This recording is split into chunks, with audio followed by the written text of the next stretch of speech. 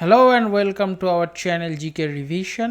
তো আজ আমরা আমাদের থার্ড ভিডিওতে আছি, যেখানে আমরা রিভিশন করছিলাম টপ 100টা মডার্ন হিস্ট্রি এর কোয়েশ্চেনের। তো আজ 51 থেকে 75 নম্বর প্রশ্ন আমরা দেখে নেব, এবং এই 25টা প্রশ্নের ভিতরে কার কটা ঠিক হলো সেটা অবশ্যই আমাদের কমেন্ট সেকশনে জানাবেন। তো চলুন আর দেরি না করে দেখা যাক আজকের প্রথম প্রশ্ন। তো প্রথম প্রশ্ন হলো, আনন্দমঠ উপন্যাসে কোন গানটি প্রথম আসে? তো সঠিক উত্তর হলো বন্দে মাতরম গান। তো দ্বিতীয় প্রশ্ন হলো, আলিপুর বোমা মামলায় কে বিচারাধীন হয়, অর্থাৎ কার বিচার চলছিল? তো সঠিক উত্তর অরবিন্দ ঘোষ।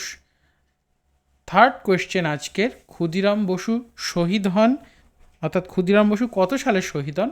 1908 খ্রিস্টাব্দে।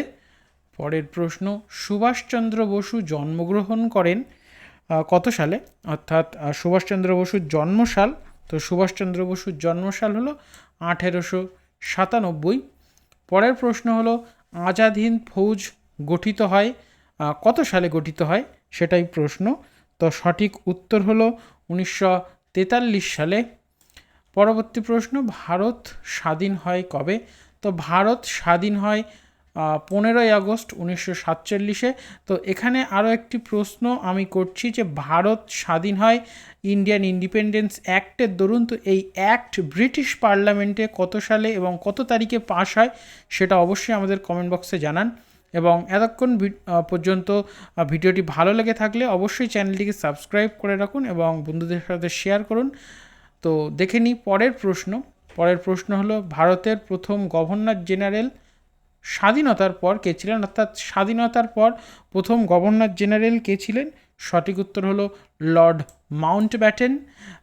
পরের প্রশ্ন, পাকিস্তানের প্রথম গভর্নর জেনারেল কে? তো পাকিস্তানের প্রথম গভর্নর জেনারেল হলো মোহাম্মদ আলী জিন্নাহ।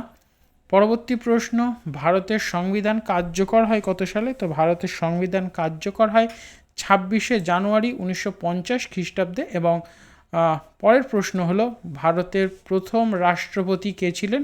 তো ভারতের প্রথম রাষ্ট্রপতি হলো রাজেন্দ্র প্রসাদ।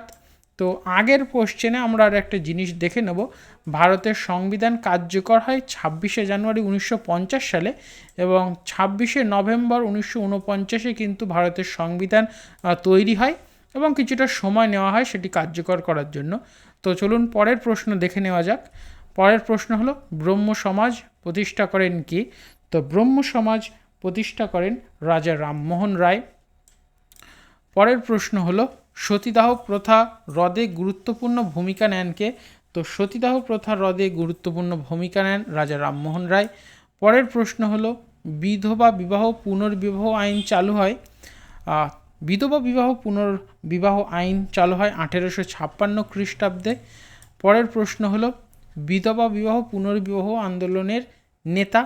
তো বিধবা বিবাহ পুনর্বিবাহ আন্দোলনের নেতা না, লিড করেছিলেন তিনি, সমর্থন জানিয়েছিলেন, তিনি হলেন ঈশ্বরচন্দ্র বিদ্যাসাগর। পরের প্রশ্ন হলো, আর্য সমাজ প্রতিষ্ঠা করেন? তো আর্য সমাজ প্রতিষ্ঠা করেন স্বামী দয়ানন্দ সরস্বতী। পরের প্রশ্ন, রামকৃষ্ণ মিশন প্রতিষ্ঠা হয়?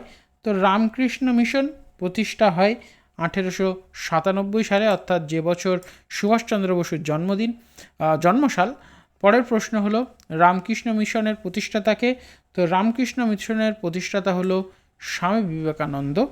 পরের প্রশ্ন, স্বামী বিবেকানন্দ বিশ্ব ধর্ম মহাসভায় ভাষণ দেন কত সালে? তো সঠিক উত্তর 1893 সালে।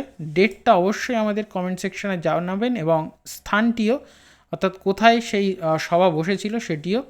পরের প্রশ্ন হলো, তার বিখ্যাত উক্তি উঠো জাগো লক্ষ্য না পাওয়া পর্যন্ত থেমো না, সেটা হলো স্বামী বিবেকানন্দের বাণী এটি। পরের প্রশ্ন হলো, রামকৃষ্ণ মিশনের সদর দপ্তর কোথায়? তো রামকৃষ্ণ মিশনের সদর দপ্তর হলো বেলুড় মঠ। পরের প্রশ্ন, কলকাতা বিশ্ববিদ্যালয় প্রতিষ্ঠা হয় কত সালে? তো কলকাতা বিশ্ববিদ্যালয় প্রতিষ্ঠা হয় 1857 সালে। পরের প্রশ্ন, প্রথম বাংলা সংবাদপত্র কি? তো তো প্রথম বাংলার সংবাদপত্র হলো সমাচার দর্পণ। পরের প্রশ্ন, হিন্দু প্যাট্রিয়ট পত্রিকার সম্পাদক ছিলেন? তো হিন্দু প্যাট্রিয়ট পত্রিকার সম্পাদক ছিলেন হরিশচন্দ্র মুখোপাধ্যায়।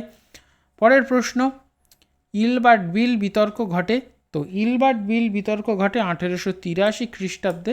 পরের প্রশ্ন হলো, ইলবার্ট বিলের বিরোধিতা কারা করে? তো অবশ্যই ইলবার্ট বিলের বিরোধিতা করে ইউরোপীয়রা। তো এ ছিল আজকের 25টা প্রশ্ন, এবং কে কটা পারলেন সেটা অবশ্যই কমেন্ট বক্সে জানাবেন, এবং ভিডিওটি এতক্ষণ দেখার জন্য ধন্যবাদ। সকলে ভালো থাকবেন, সুস্থ থাকবেন।